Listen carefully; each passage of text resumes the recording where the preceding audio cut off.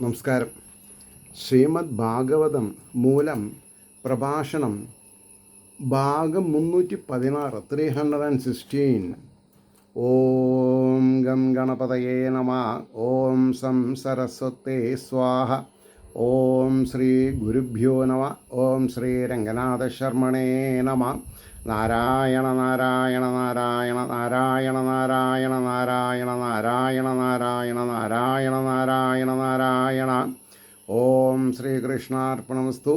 ഓം ശ്രീകൃഷ്ണായ പരബ്രഹ്മണേ നമഃ. ഓം ശ്രീകൃഷ്ണായ പരമാത്മനേ നമഃ. ഹരേ രാമ രാമ രാമ ഹരേ ഹരേ, ഹരേ കൃഷ്ണ കൃഷ്ണ കൃഷ്ണ ഹരേ ഹരേ.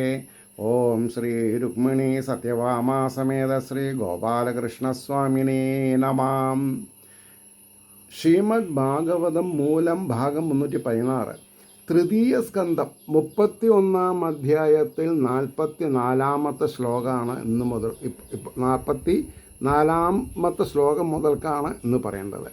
ജീവോ ഹി അസ്യാനുഗോ ദേഹോ ഭൂതേന്ദ്രിയമനോമയാം തന്നിരോധേ അസ്യ മരണം ആവിർഭാവസ്തു സംഭവാം. ഇതാണ് ശ്ലോകം. അതിൻ്റെ വാക്കാർത്ഥം പറയുമ്പോൾ സൂക്ഷ്മഭൂതങ്ങൾ, സൂക്ഷ്മേന്ദ്രിയങ്ങൾ, മനസ്സ് എന്ന രൂപത്തിലിരിക്കുന്ന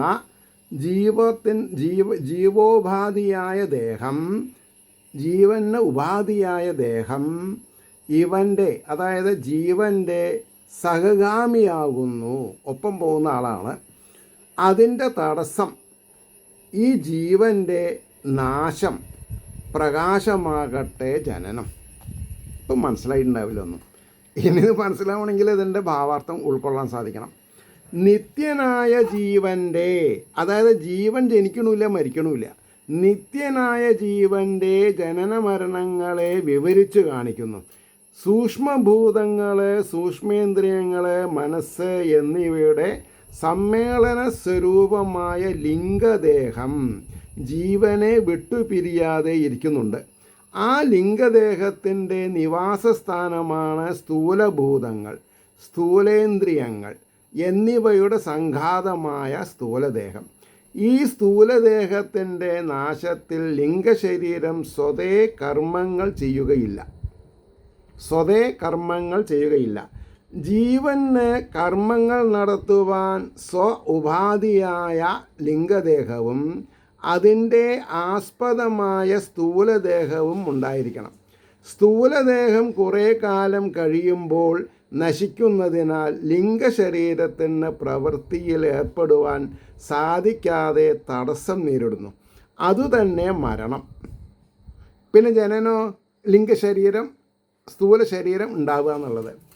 അപ്പോൾ പറയണു അത് തന്നെ ജനനം. ലിംഗദേഹത്തിൽ നിന്നും വേറിടുന്നത് തന്നെ മുക്തി. അതായത് സ്ഥൂല ശരീരത്തോടു കൂടെ എപ്പോൾ യോജിക്കുന്നുവോ അത് തന്നെ ജനനം. ലിംഗദേഹത്തിൽ നിന്നും വേറിടുന്നത് തന്നെ മുക്തി. അതാണ് നമ്മൾ മനസ്സിലാക്കേണ്ടത്. ഇപ്പോൾ അറിയേണ്ടത് എന്തെന്നാൽ ജീവൻ നിത്യനാണെന്നും ലിംഗദേഹം ജീവോപാധിയാണെന്നും സ്ഥൂലദേഹത്തോട് കൂടുമ്പോൾ കർമ്മം ചെയ്യുവാൻ സാധിക്കും എന്ന് നമ്മൾ മനസ്സിലാക്കിയാൽ മതി. അത് ജന്മം. അപ്പോൾ സ്ഥൂലദേഹനാശം മരണം. സ്വരൂപജ്ഞാനമുണ്ടാകുമ്പോൾ അനാദിയായ ലിംഗദേഹവും നശിക്കും. ഇതാണ് മുക്തി. അപ്പോൾ ഇവിടെ ജനനം എന്ന് പറഞ്ഞാൽ എന്താ, മരണം എന്ന് പറഞ്ഞാൽ എന്താ, മോക്ഷം എന്ന് പറഞ്ഞാൽ എന്താ എന്നുള്ളത് ക്ലാരിഫൈ ചെയ്തു. ഇതറിയാതെ കണ്ട് സപ്താഹം നടത്തിയിട്ട് എന്താ കാര്യം? ഇതറിയാണ്ട് നാരായണീയം വായിച്ചിട്ട് എന്താ കാര്യം? എല്ലാറ്റിനും ഒരു ബേസ് ഉണ്ടാവണം. അറിവാകുന്ന ബേസ് എത്രത്തോളം സ്ട്രോങ് ആണോ അത്രത്തോളം ജീവിതം നന്നാവും. പിന്നെ ജീവിക്കേണ്ട ആവശ്യമില്ല എന്ന് പറഞ്ഞാൽ ജനിക്കേണ്ട ആവശ്യമില്ല എന്ന് പറയണം. 45 ശ്ലോകം ശ്രദ്ധിച്ചോളൂ. ദ്രവ്യോപലബ്ധിസ്ഥാനസ്യ ദ്രവ്യേക്ഷായോഗ്യതായതാ തൽപഞ്ചത്വം അഹം മാനാത് ഉത്പത്തിർ ദ്രവ്യദർശനം. അതായത് ദ്രവ്യത്തിൻ്റെ പ്രാപ്തിക്ക് സ്ഥാനമായതിൻ്റെ ദ്രവ്യങ്ങളുടെ കാഴ്ചയ്ക്കുള്ള അയോഗ്യത എപ്പോൾ ഉണ്ടാകുന്നുവോ നാശം, അഭിമാനം നിമിത്തം ദ്രവ്യങ്ങളുടെ ദർശനം എപ്പോഴുണ്ടാകുന്നുവോ അപ്പോൾ ഉത്ഭവം. അതായത് എന്തിനോടാണ് ആഗ്രഹം ഉണ്ടാവുന്നത്? ആഗ്രഹം ഇല്ലെങ്കിൽ മോക്ഷമായി. ശ്രദ്ധിക്കുക, അതിൻ്റെ ഭാവാർത്ഥം പറയാം. ജീവാത്മാവിന് പഞ്ചഭൂത വികാരങ്ങളായിരിക്കുന്ന ലൗകിക പദാർത്ഥങ്ങളെ കണ്ടും കേട്ടും അനുഭവിക്കാവുന്ന സുഖം സിദ്ധിപ്പാൻ ഉപകരിക്കുന്ന സ്ഥാനമായ സ്ഥൂല ശരീരത്തിൽ നിന്ന് അതിനുള്ള യോഗ്യതയില്ലാതെയാകുന്നത് സ്ഥൂല ശരീരത്തിൻ്റെ നാശമാകുന്നു. അത് മരണമായി. അതിനെ തന്നെ ജീവനാശം എന്നും പറയാം. സൂക്ഷ്മബോധമില്ലാത്ത സാധാരണ ജനങ്ങൾ പറയുന്നു, എന്താ സൂക്ഷ്മബോധം എന്ന് പറഞ്ഞാൽ? ജീവനല്ല മരിക്കണത്, ശരീരം നശിക്കണോ, ജീവൻ മരിക്കണില്ല. ആ ശരീരത്തിൻ്റെ ഉത്ഭവവും തന്നിമിത്തം ദ്രവ്യദർശനവും ജീവാത്മാവിനുണ്ടാകുന്ന സമയം ജീവാത്മാവിൻ്റെ ഉത്ഭവമായി എന്നും, അതായത് ജനനം ആയി എന്നും പറയുന്നു. സ്ഥൂലത്തിൻ്റെ ഉൽപ്പത്തി വിപത്തികളെ ജീവൻ്റെ ഉൽപ്പത്തി വിപത്തുക്കളായിട്ട് ജീവാത്മാവ് തന്നെ മോഹം നിമിത്തം ധരിക്കുന്നു. ഈ മോഹമാണ് ബന്ധകാരണമായിരിക്കുന്നത്. ഇതിനെ തന്നെ ദേഹാഭിമാനമെന്നും പറയുന്നു. ജനനാണ് ദേഹാഭിമാനം. സ്വഭിന്നമായ ശരീരത്തിൻ്റെ സാക്ഷിയാണ് താനെന്നുള്ള, അതായത് ഈ ശരീരത്തിൻ്റെ സാക്ഷിയാണ് താനെന്നുള്ള ബോധ യോഗ്യതയുണ്ടാകുമ്പോൾ ഉൽപ്പത്തി വിനാശങ്ങളിൽ ജീവൻ മുക്തനാകുന്നു. വേറൊരു ശരീരം എടുക്കേണ്ടി വരുന്നില്ല. പിന്നെ ഇതൊന്ന് സിസ്റ്റമാറ്റിക്കായിട്ട് അറിഞ്ഞാൽ ഗോവിന്ദം ഭജയുടെ ഫലമായി. എന്താ ഫലം? പുനരഭിജനനം ഇല്ലാത്തൊരവസ്ഥ. ഇനി 46-ാമത്തെ ശ്ലോകം ശ്രദ്ധിക്കുക. യഥാക്ഷണോർദ്രവ്യാവയവദർശനായോഗ്യതായതാ തദൈവ ചക്ഷുഷോ ദൃഷ്ടു ദൃഷ്ടത്വായോഗ്യതാനയോ. കണ്ണുകൾക്ക് എപ്പോൾ ദ്രവ്യങ്ങളുടെ അവയവങ്ങളെ കാണുന്നതിനുള്ള യോഗ്യത ഇല്ലാതെ വരുന്നുവോ അപ്പോൾ തന്നെ കണ്ണിന്, അതായത് കണ്ണിന് ദ്രഷ്ടാവിനും ഈ രണ്ടുകൾക്കും കാഴ്ച ഗ്രഹിപ്പാൻ യോഗ്യതയില്ലായ്മ വരുന്നു എന്നർത്ഥം. അതിൻ്റെ ഭാവാർത്ഥം ശ്രദ്ധിക്കുക. ജീവാത്മാവിൻ്റെ യഥാർത്ഥമായ അവിനാശിതയെ, എന്താ അവിനാശിതയെ? നാശമില്ലാത്ത അവസ്ഥയെ എന്നർത്ഥം. ജീവാത്മാവ് നശിക്കണില്ല. ബോധിപ്പിക്കുവാനായി ഉദാഹരണം പറയുന്നു. നേത്രാദികളായ ഇന്ദ്രിയങ്ങൾക്ക് അവയുടെ വിഷയങ്ങളായ രൂപാദികളെ ഗ്രഹിപ്പാനുള്ള സാമർഥ്യം എപ്പോൾ ഇല്ലാതെയാകുന്നുവോ അപ്പോൾ ആ വക ഇന്ദ്രിയങ്ങൾ നശിച്ചു. ഇന്ദ്രിയുണ്ട്, പക്ഷെ അതിന് കാണുക എന്നുള്ള പ്രക്രിയ പറ്റില്ല. ചെവിയുണ്ട്, കേൾക്കാൻ പറ്റില്ല. മൂക്കുണ്ട്, ഘ്രാണശക്തി ഇല്ലാണ്ട് വരിക. അതാണ് ഇങ്ങനെ സർവേന്ദ്രിയങ്ങളും അവയുടെ ആസ്പദമായ സ്ഥൂലദേഹവും നശിക്കുമ്പോൾ ജീവോപാധിയായ സൂക്ഷ്മദേഹത്തിൽ ഇരുന്ന് ശബ്ദസ്പർശാദി സുഖങ്ങളെ അനുഭവിപ്പാൻ ജീവൻ ഭോക്താവ് അയോഗ്യനായി ഭവിക്കുന്നു. അതിനെ തന്നെയാകുന്നു ജീവനാശം എന്ന് അജ്ഞന്മാർ ധരിക്കുന്നത്. അജ്ഞന്മാർ, ജ്ഞാനികൾ എന്താ ധരിക്കണത്? ജീവനല്ല നശിക്കണത്, ശരീരനാശം എന്ന് പറയരുത്, അല്ല ജീവനാശം എന്ന് പറയരുത്, ശരീരം നശിക്കണമെന്ന് പറയണം. ആസ്വദിക്കാനുള്ള കഴിവ് ഇല്ലാതെ ഉണ്ടാവുക ഇന്ദ്രിയങ്ങൾക്ക്. അതാണ് വാസ്തവത്തിൽ ജീവൻ നശിക്കുന്നില്ല. വാസ്തവത്തിൽ ജീവൻ നശിക്കുന്നില്ല, നിത്യനാകുന്നു. നേത്രാദികളായ ഇന്ദ്രിയങ്ങൾ നശിച്ചാലും സ്ഥൂലദേഹം നശിക്കാതെ ഇരിക്കുന്നുണ്ടല്ലോ. ഞാൻ അന്ധൻ, ഞാൻ ബധിരൻ, ഞാൻ പങ്കു എന്നിങ്ങനെ അഭിമാനിച്ച് ഇന്ദ്രിയങ്ങളുടെ നാശത്തെ സാക്ഷാത്തായി അറിയുന്ന ജീവൻ ആ ഇന്ദ്രിയങ്ങളെ തൻ്റെ ഓരോ അവയവങ്ങളായി കരുതിയിട്ട് ദുഃഖിക്കുന്നു. അവിടെയാണ് പ്രശ്നം വരുന്നത്. അതായത് 1000 കൈകളും കാലുകളും നേത്രങ്ങളും തലകളുള്ള ആളാണ് ആര്? ഈ ജീവൻ. അതുകൊണ്ട് ജീവന് കയ്യും കാലും ഇല്ല, എന്നാൽ ഉണ്ടേനും. സർവവ്യാപിയാണ്, സർവജ്ഞനാണ്. അതുപോലെ സ്ഥൂല ശരീരം നശിക്കുമ്പോഴും നശിക്കാതിരിക്കുന്ന ജീവാത്മാവ് അഭിമാനം നിമിത്തം നഷ്ടനെന്ന് വിചാരിച്ച് ഖേദിക്കുന്നു. ഇതാണ് ദേഹാഭിമാനത്തിൻ്റെയും ജീവനാശത്തിൻ്റെയും സ്വരൂപം എന്ന് പറഞ്ഞു. 47-ാമത്തെ ശ്ലോകം. ഇതിപ്പോൾ 48-ാമത്തെ ശ്ലോകം കൊണ്ട് ഈ 31 കഴിയും. പിന്നെ 32, 33 2 അധ്യായങ്ങളെ കൊണ്ടാണ് ഈ തൃതീയ സ്കന്ധം കഴിയാൻ പോണത്. അപ്പോൾ 47-ാമത്തെ ശ്ലോകം നോക്കുക. തസ്മാ ന കാര്യസന്ത്രാസോ ന കാർപണ്യം ന സംഭ്രമ ബുദ്ധ്വാ ജീവഗതിം ധീരോ മുക്തസംഗശ്ചരേതിഹ. അത് ഹേതുവായിട്ട്, ഏത് ഹേതുവായിട്ട്? ഇതിന് മുമ്പ് പറഞ്ഞ കാര്യങ്ങൾ കാരണമായിട്ട് ഭയം ചെയ്യത്തക്കതല്ല, ദൈന്യവും പരിഭ്രമവും ചെയ്യത്തക്കതല്ല.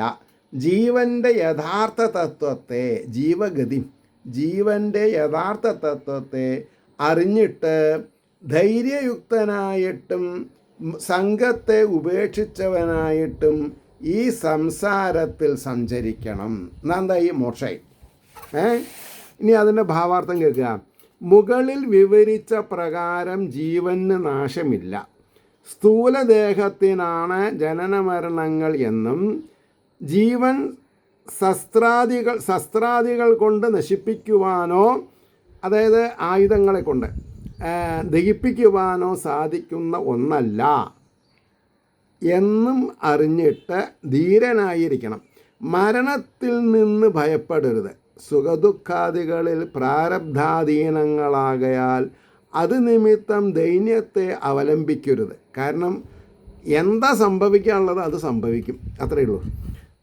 ധനപുത്രാദി സംബന്ധികൾ നശിക്കുന്നവരാകയാൽ അവരെ ഉദ്ദേശിച്ച് സംഭ്രമിക്കരുത്.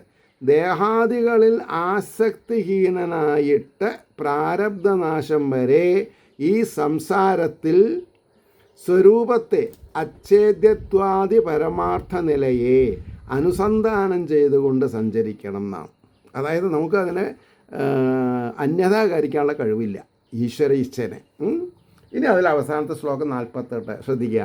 സമ്യക് ദർശനയാം ബുദ്ധ്യോ യോഗവൈരാഗ്യയുക്തയാ മായാവിരചിതേ ലോകേ ചരേന്യസ്യ കളേവരം.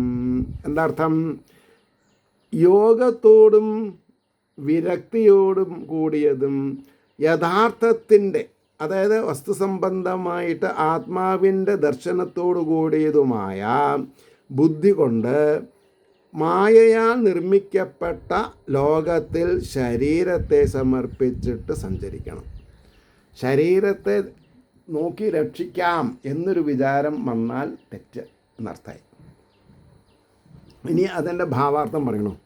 പ്രകൃതിയിൽ നിന്നുണ്ടായ പഞ്ചഭൂതങ്ങളുടെ അന്യോന്യ സമ്മേളനം നിമിത്തമുണ്ടായതാണ് ഈ ശരീരം. അത് എപ്പോൾ വേണമെങ്കിലും വീണ് ഉടയാം. അതിൽ നമ്മൾ ദുഃഖിക്കരുത്, ഖേദിക്കരുത്. ഇതുപോലെ തന്നെ അന്യശരീരങ്ങളും ആ ശരീരങ്ങളുടെ സംഘാതമായ ലോകവും. അതുകൊണ്ട് ലോകത്തെ പ്രകൃതിയുടെ പരിണാമം എന്ന് തത്വജ്ഞന്മാർ നിശ്ചയിച്ചിരിക്കുന്നു. ഈ സത്യാവസ്ഥയെ ബുദ്ധി കൊണ്ടറിയണം. ആരുടെ ബുദ്ധി കൊണ്ടറിയണം? സ്വന്തം ബുദ്ധി കൊണ്ടറിയണം.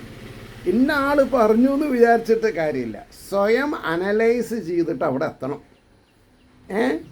ബുദ്ധിക്ക് അതിനുള്ള യോഗ്യത സിദ്ധിക്കണമെങ്കിൽ ലോകത്തിൽ നശിക്കുന്ന വസ്തുക്കൾ ഏതെല്ലാം, നശിക്കാത്തതായ പരമാർത്ഥ ചൈതന്യം ഏത് എന്നുള്ള വിചിന്തനം നിരന്തരം ചെയ്യണം. നിരന്തരം. ഇതിനെ സമ്യക് ദർശനം എന്ന് പറയും. ഈ ദർശനം ഉറയ്ക്കും തോറും നശ്വരങ്ങളായ ധനപുത്രാദി ഭാവങ്ങളിലും ശബ്ദാദി വിഷയങ്ങളിലും ആസക്തിയില്ലാതാകും. ആസക്തി ഉണ്ടായാൽ പിന്നെയും ജനിക്കേണ്ടി വരും. ഇതിനെ വൈരാഗ്യം എന്ന് പറയും. ഇപ്രകാരമുള്ള ബുദ്ധിയുടെ നിരന്തര വിചാരം നാശരഹിതമായ ആത്മാവിൽ ഉറയ്ക്കും. ഇതിനെ യോഗമെന്ന് പറയും. ഏതാദൃശ ഗുണയുക്തയായ ബുദ്ധി കൊണ്ട് ഈ ശരീരവും പ്രകൃതി പരിണാമമാണെന്ന് നിശ്ചയിച്ച് അതിൽ ആസക്തിയില്ലാതെ പ്രാരബ്ധഭോഗത്തിനായി സമർപ്പിച്ചു കഴിഞ്ഞാൽ ശരീരം ഉണ്ടെന്നിരിക്കലും ഇല്ലെന്നുള്ള നിലയായി ഈ സ്ഥിതിയിൽ ദേഹം നശിക്കുന്നത് വരെ സഞ്ചരിക്കണം. അപ്പം മോക്ഷമായി. എവിടെ വീണ് കടന്നാലും ശരി, ആരും ഇല്ലല്ലോ എന്നെ നോക്കി രക്ഷിക്കാൻ എന്ന് പറയരുത്. ഇതി ശ്രീമദ് ഭാഗവതേ മഹാപുരാണേ തൃതീയസ്കന്ധേ മോക്ഷസർഗനിരൂപണ പ്രകരണേ രാജസഗതി നിരൂപണം നാമ ഏകത്രിംശോऽധ്യായഃ. സർവത്ര ഗോവിന്ദനാമ സങ്കീർത്തനം. ഗോവിന്ദ ഗോവിന്ദ. ഇനി അടുത്തത് നമുക്ക് ശ്രദ്ധിക്കാം. അടുത്ത അധ്യായം എന്താണ്? ഓം നമോ ഭഗവതേ വാസുദേവായ.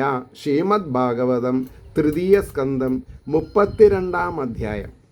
32-ാം അധ്യായം തുടങ്ങുന്നത് കപില ഉവാച. കപില ഭഗവാൻ എന്തു പറയുന്നു?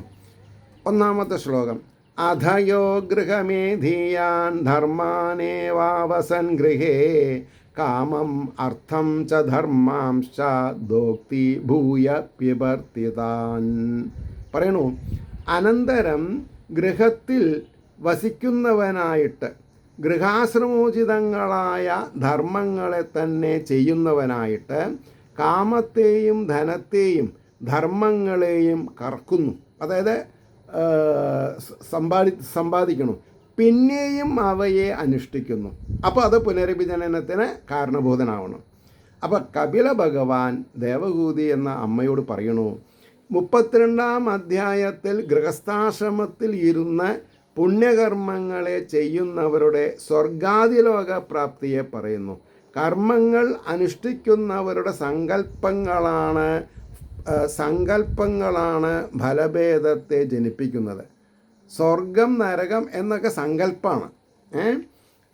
ഫലകാംക്ഷയോടുകൂടെ ചെയ്യുന്ന കർമ്മങ്ങൾ സകാമങ്ങളെന്നും വളരെ പിന്നെന്താണെന്ന് പറയുക, പ്രധാനപ്പെട്ട കാര്യമാണ്.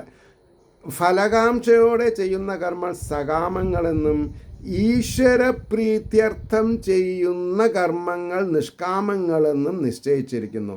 അതിൽ സകാമന്മാരുടെ ഗതിയെ പറയുന്നു. മറ്റുള്ളവർക്ക് ഗതിയില്ല, മറ്റുള്ളവർക്ക് മോക്ഷം ആയിക്കഴിഞ്ഞു നിഷ്കാമ കർമ്മന്മാർക്ക്. അപ്പോൾ പറയണു, ഭാര്യാസ്വീകാരം ചെയ്ത് ഗൃഹത്തിൽ ഇരുന്ന് ഗൃഹസ്ഥാശ്രമികൾക്ക് വേദം വിധിച്ചിരിക്കുന്ന കർമ്മങ്ങളെ തന്നെ ചെയ്യുന്ന പുരുഷൻ ഭോഗസാധനങ്ങളെയും ധനത്തെയും ധർമ്മങ്ങളെയും കർമ്മഫലങ്ങളായി അനുഭവിക്കുന്നു. പിന്നെയും അവയെ തന്നെ അനുഷ്ഠിക്കുകയും ആ ഫലങ്ങളെ തന്നെ അനുഭവിക്കുകയും ചെയ്യുന്നു.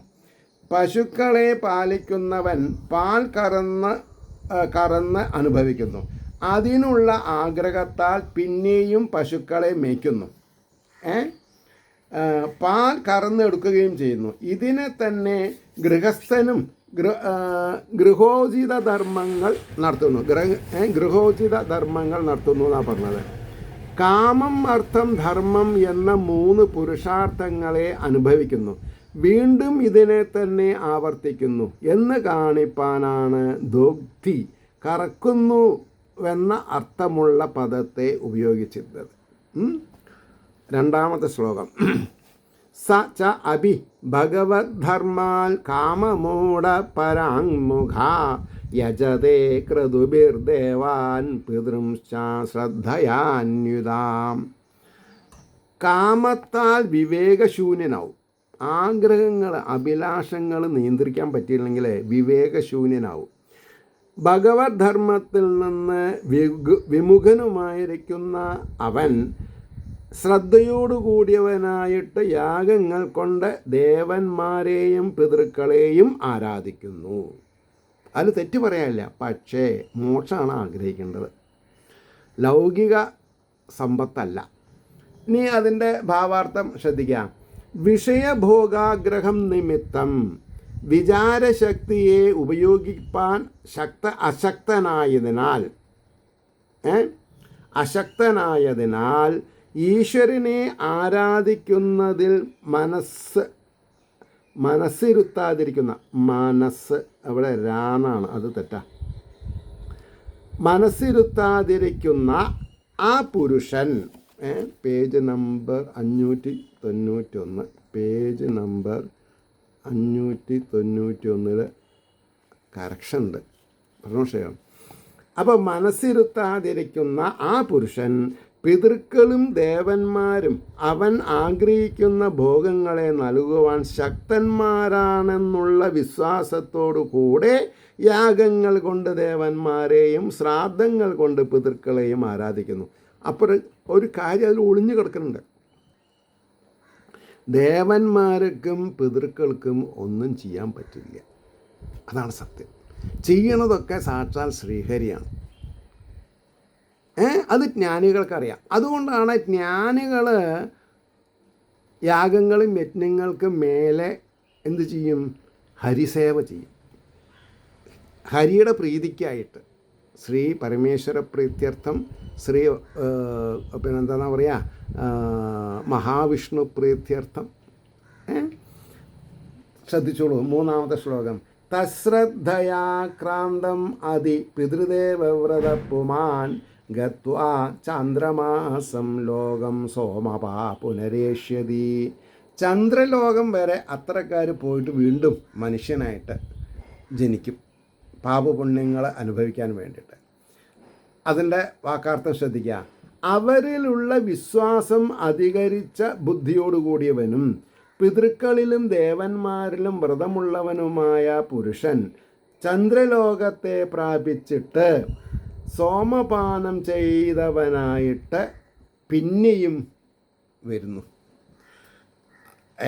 ഇതൊക്കെ വളരെ കൺസ്ട്രക്റ്റീവായിട്ടാണ് പറഞ്ഞിരുന്നത്. പക്ഷെ ആര് ശ്രദ്ധിക്കാൻ? ദേവന്മാരിലും പിതൃക്കളിലും പൂർണ്ണമായ വിശ്വാസമുള്ളതിനാൽ അവരെ ആരാധിക്കുന്നതിൽ തന്നെ ദൃഢനിശ്ചയ രൂപമായ വ്രതത്തെ അനുഷ്ഠിക്കുന്ന ആ പുരുഷൻ മരണാനന്തരം ചന്ദ്രലോകത്തെ പ്രാപിക്കുകയും അവിടെ അമൃതപാനം മുതലായ ദേവഭോഗങ്ങളെ അനുഭവിക്കുകയും ചെയ്ത ശേഷം പിന്നെയും മനുഷ്യലോകത്തിൽ ജനിക്കുന്നു. ക്ഷീണേ പുണ്യേ മർത്യലോകം വിശന്തി എന്നാണ് പ്രമാണം പറയുന്നത്. അതായത് പുണ്യക്ഷയത്തിൽ സ്വർഗത്തിൽ നിന്ന് ജീവൻ മനുഷ്യലോകത്തെ പ്രാപിക്കുന്നു എന്നാണ് സ്മൃതിവചനം. അതിനെ പുരാണവും അനുവദിച്ചിരിക്കുന്നു. എസ് എന്ന് പറഞ്ഞു സെക്കൻഡ് ചെയ്തിട്ടുണ്ട്. അടുത്ത ശ്ലോകം, 4-ാമത്തെ ശ്ലോകം. യഥാ ച അഹീന്ദ്രശയ്യാനാം, അതായത് അനന്തശായി. യഥാ ച അഹീന്ദ്രശയ്യായാം ഷേദേ അനന്താസനോ ഹരി തഥാ ലോകാലയം യാന്തി തയേതേ ഗൃഹമേധിനാം. ആദിശേഷനിൽ ഇരിക്കുന്ന വിഷ്ണു ആദിശേഷശയ്യയിൽ എപ്പോൾ ശയിക്കുന്നുവോ അപ്പോൾ ഗൃഹസ്ഥാശ്രമികളുടെ ഈ ലോകങ്ങൾ നാശത്തെ പ്രാപിക്കുന്നു. അത് ഭഗവാൻ യോഗനിദ്ര ചെയ്യുമ്പോൾ ലൗകികമൊക്കെ പോയി.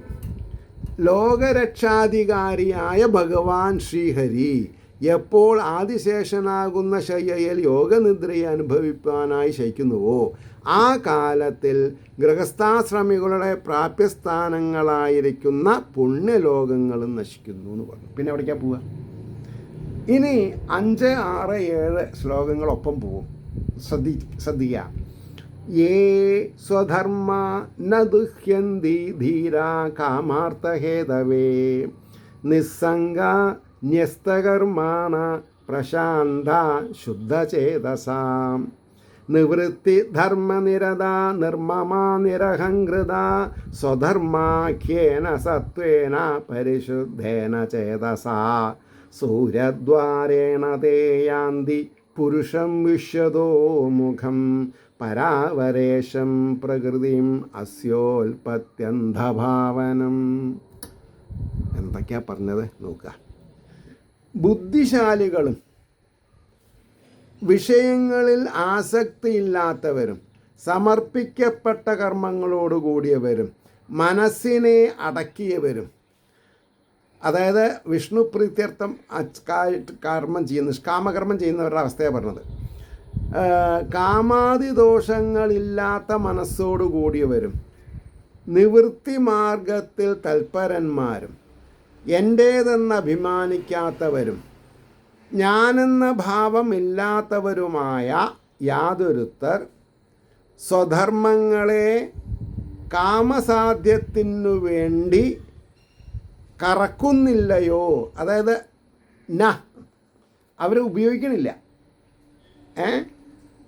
സ്വധർമ്മം എന്ന നാമധേയത്തോടു കൂടിയ സത്വഗുണത്താൽ ഏറ്റവും നിർമ്മലമായിരിക്കുന്ന അന്ധക്കരണം നിമിത്തം, അന്ധക്കരണം ശുദ്ധായാൽ രക്ഷപ്പെട്ടു, സൂര്യമാർഗത്തിൽ കൂടെ അവർ ഇതിൻ്റെ ഉൽപ്പത്തിക്കും നാശത്തിനും നിലനിൽപ്പിനും കാരണഭൂതനും ഉത്കൃഷ്ടങ്ങളുടെയും നികൃഷ്ടങ്ങളുടെയും നിയന്താവും പ്രകൃതിയുടെ നാഥനും സർവത്ര നിറഞ്ഞിരിക്കുന്നവനുമായ ഈശ്വരനെ പ്രാപിക്കുന്നു. അതാണ് മോക്ഷം. അതിൻ്റെ ഭാവാർത്ഥം പറഞ്ഞു നിർത്താം. ഈ 3 ശ്ലോകങ്ങൾ കൊണ്ട് ഭഗവത് ധർമ്മങ്ങളെയും അവയെ അനുഷ്ഠിക്കുന്നവരുടെ ഫലങ്ങളെയും പറയുന്നു. ഇന്ദ്രിയങ്ങളെ കീഴടക്കുവാൻ ബുദ്ധിശക്തിയെ ഉപയോഗിക്കുന്ന യാതൊരു ധീരന്മാർ അവരനുഷ്ഠിക്കുന്ന കർമ്മങ്ങളെ വിഷയസുഖലാഭത്തിനായിട്ട് സങ്കല്പിക്കാതെയും ഒന്നും, അതായത് ശരീരത്തിന് സൗഖ്യം വേണമെന്ന് അവർക്ക് താല്പര്യമില്ല. ആധ്യാത്മിക ചിന്തകന്മാരാണ് അവർ. പരമക്ഷയം വിഷയങ്ങളിൽ മനസ്സിരുത്താതെയും ഭഗവത് പ്രീതിക്കായി കൊണ്ട് കർമ്മങ്ങളെ സമർപ്പിച്ചും ചഞ്ചലിക്കുന്ന മനസ്സിനെ അടക്കി പരിശുദ്ധമാക്കിയും ഫുൾ മാർക്കാണ് ആ ഒരു കാര്യത്തിന്. അതിനുപകരിക്കുന്ന ഭഗവത് കഥാശ്രവണ കീർത്തനാദികളാകുന്ന നിവൃത്തിമാർഗത്തിൽ പരിശ്രമിച്ചും ധനധാന്യ ഗൃഹ ആരാമാദി സുഖസാധനങ്ങളെക്കുറിച്ച് എൻ്റേതെന്നും ദേഹേന്ദ്രിയാദികളിൽ ഞാനെന്നും അഭിമാനിക്കാതെ സ്വധർമാനുഷ്ഠാന രൂപമായ നിഷ്കാമകർമ്മത്താൽ, ഈ സ്വധർമ്മം എന്ന് പറഞ്ഞാൽ നിഷ്കാമെന്ന അർത്ഥം പറയാം. ഇതറിയാതെ കണ്ട് നമ്മൾ എന്താ പറയുക, കാര്യസാധ്യ പുഷ്പാഞ്ജലി അല്ലെങ്കിൽ പ്രത്യേക ഹോമവിധി പ്രകാരമുള്ള കാര്യങ്ങൾ ഒന്നും ഏൽക്കില്ല. കുറച്ച് കാലത്തിന് കുറേ ആൾക്കാരെ നമുക്ക് വിഡ്ഢികളാക്കാം. പക്ഷേ കുറേ കാലത്തിന് കുറച്ച് ആൾക്കാരെ രക്ഷപ്പെടുത്താൻ സാധിച്ചാൽ അതാണ് ശ്രേഷ്ഠം. അപ്പോൾ പറഞ്ഞു, പരിശുദ്ധമായും സത്യഗുണപ്രധാന രൂപവുമായി ചിത്തത്തോടു കൂടിയിരിക്കുന്നുവോ അവർ ഭൗതികത്തെ ഉപേക്ഷിക്കുന്ന കാലത്തിൽ സൂര്യമാർഗത്തിൽ കൂടെ സഞ്ചരിച്ച് ലോകങ്ങളുടെ സൃഷ്ടിസ്ഥിതി സംഹാരങ്ങൾക്ക് കാരണഭൂതനും പ്രകൃതിയുടെ നിയന്താവും സർവത്ര പരിപൂർണനുമായിരിക്കുന്ന ഈശ്വരനെ പ്രാപിക്കുന്നു എന്നാണ്. അപ്പോൾ അതാണോ വലുത് അതോ ലൗകികമാണോ വലുത്? ഒറ്റ ഉത്തരേ ഉള്ളൂ, ലൗകികം വലുതല്ല, മറിച്ച് വിഷ്ണു പ്രീത്യർത്ഥം ചെയ്യപ്പെടുന്ന നിഷ്കാമകർമ്മങ്ങളാണ് വലുത്. ഇത് ആരൊക്കെ മനസ്സിലാക്കണോ അവരൊക്കെ സംരക്ഷിക്കപ്പെടും. അതാ പറയാൻ കാരണം. സർവത്ര ഗോവിന്ദനാമ സങ്കീർത്തനം, ഗോവിന്ദ ഗോവിന്ദ. എല്ലാവർക്കും ശ്രീഹരിയുടെ അനുഗ്രഹാശിസുകൾ നിർലോഭം ഉണ്ടാവട്ടെ എന്ന് ആഗ്രഹിക്കുകയും അതോടുകൂടി ഓരോരുത്തരുടെയും പ്രാർത്ഥന ലോകാസമസ്ത സുഖിനോ ഭവന്തു ആയിരിക്കട്ടെ എന്ന് സ്മരിച്ചും കൊണ്ട് തൽക്കാലം വിട പറയുന്നു. നമസ്കാരം. നാളെ കാണാം.